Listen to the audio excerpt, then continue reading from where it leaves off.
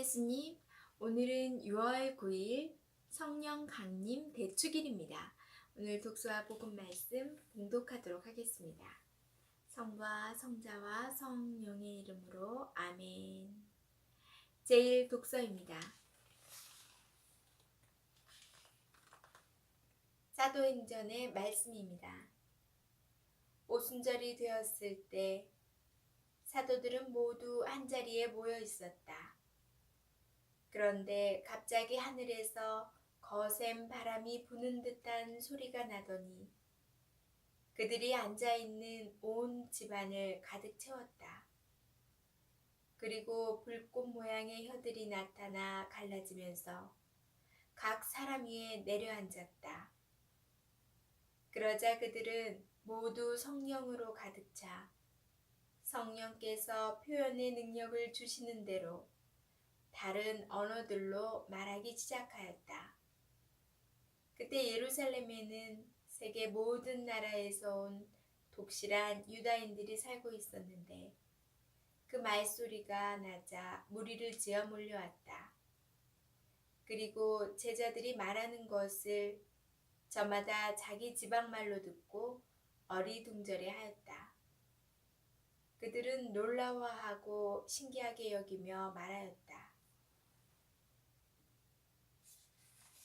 지금 말하고 있는 저들은 모두 갈릴레아 사람들이 아닌가. 그런데 우리가 저마다 자기가 태어난 지방말로 듣고 있으니 어찌 된 일인가. 파르티아 사람, 메디아 사람, 엘람 사람, 또 메소포타미아와 유다와 카파도키아, 폰토스와 아시아 주민, 프리기아와 팜필리아와 이집트 주민, 키레네 북은 리비아의 여러 지방 주민, 여기에 머무르는 로마인, 유다인과 유다교로 개종한 이들, 그리고 크레타 사람과 아라비아 사람인 우리가 저들이 하느님의 위협을 말하는 것을 저마다 자기 언어로 듣고 있지 않는가. 주님의 말씀입니다. 하느님 감사합니다. 제2 독서입니다. 사도 바오로의 고린도 일서 말씀입니다. 형제 여러분, 성령에 힘입지 않고서는 아무도 예수님은 주님이시다 할 수 없습니다. 은사는 여러 가지지만 성령은 같은 성령이십니다. 직분은 여러 가지지만 주님은 같은 주님이십니다.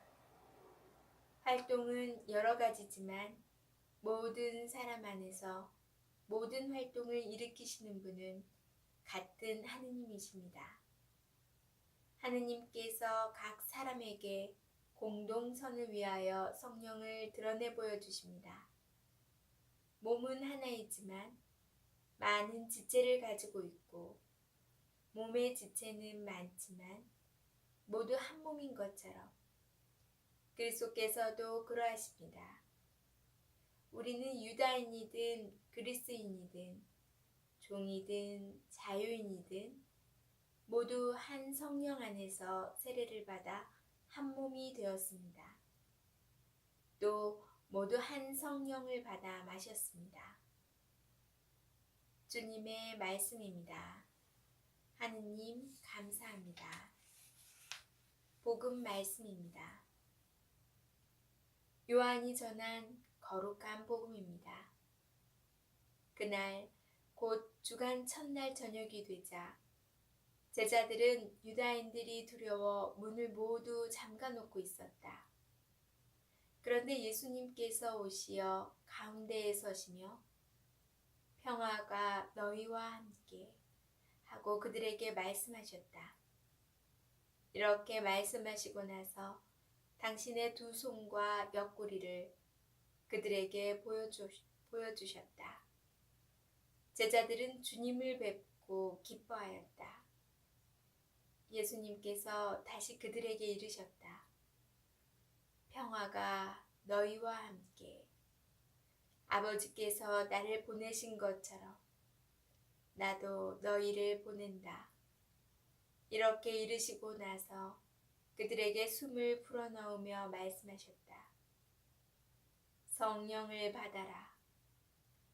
너희가 누구의 죄든지 용서해 주면 그가 용서를 받을 것이고 그대로 두면 그대로 남아있을 것이다. 주님의 말씀입니다. 그리스도님 찬미합니다. 잠시 묵상하겠습니다. 오늘은 성령 강림 대축일로서 오순절에 성령께서 제자들에게 내리신 사건을 기념하고 경축합니다. 오순절은 파스카 축제를 지내고 50일 뒤에 지내는 축제로서 시나이 계약을 통하여 이스라엘이 하느님의 선택된 백성으로 탄생한 것을 기념하는 축제였습니다.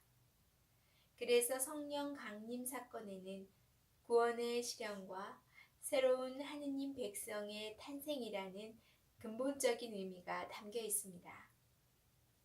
사도행전은 성령 강림의 현상을 거센 바람과 불꽃 모양의 혀로 묘사하고 있는데, 바람과 불은 시나이 산에서 하느님께서 이스라엘 백성 앞에 나타나실 때 동반되었던 현상이었습니다. 그렇게 성령 강림 사건은 하나의 신년 사건으로 묘사됩니다. 성령께서 사도들에게 내려오시자 사도들은 다른 언어들로 말하기 시작합니다.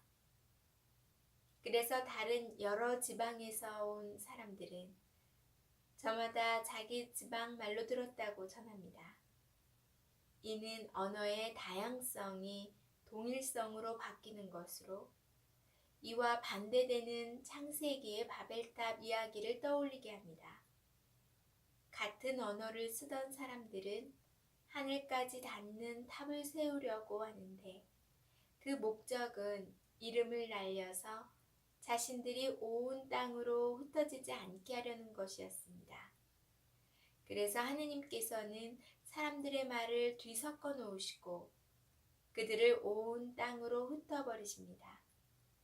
성령 강림을 통하여 언어의 동일성이 다시 이루어지고 이것은 이제 복음을 전파해야 하는 사도들의 사명이 세계적이고 보편적이라는 것을 보여줍니다.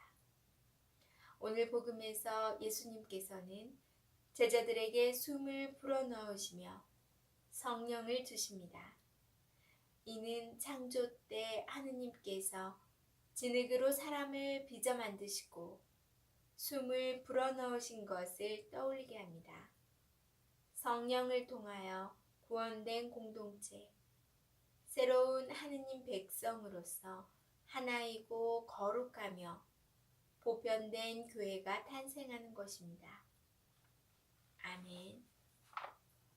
성부와 성자와 성령의 이름으로 아멘.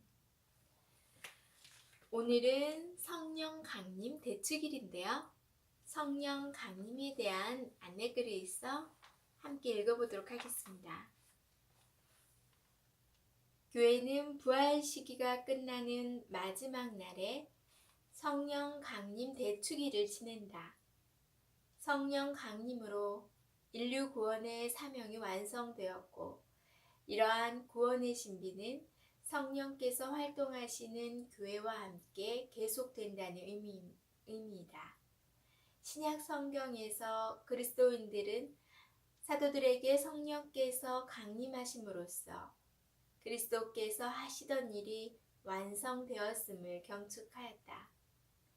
예수님의 제자들이 성령으로 충만한 가운데 용감하게 복음을 선포하면서 여러 민족들에게 복음이 전파되기 시작하였다. 그래서 이날을 새로운 하느님의 백성인 교회가 탄생한 날로 본다. 네, 성령 강림 대축일은 이러한 의미가 있는 거고요. 또 각 성당에서는 본당에서는 이 성령 강림 대축일날 성령 카드 성령 7은 카드, 성령의 7가지 은사가 적힌 카드를 또 나누어주고 하나씩 뽑게 되는데요. 신자분들은 잘 아실 거예요. 근데 아직 세례를 받지 않은 예비 신자분들은 그 성령 카드가 무엇인지 잘 모르실 텐데요. 세례를 받으시고 아니면 성당을 미사에 한번 참여해 보시면 그 성령 카드, 본당에서 준비한 카드를 받을 수 있을 거예요. 한번 참여해 보셨으면 좋겠어요. 이번 미사에. 그 성령 카드 7가지 은사란 지혜, 깨달음, 의견, 지식, 굳셈, 효경, 두려움, 이 성령의 은사가 있는데요. 저는 작년에 이 성령 카드, 은사 카드에 대한 일화가 있어요.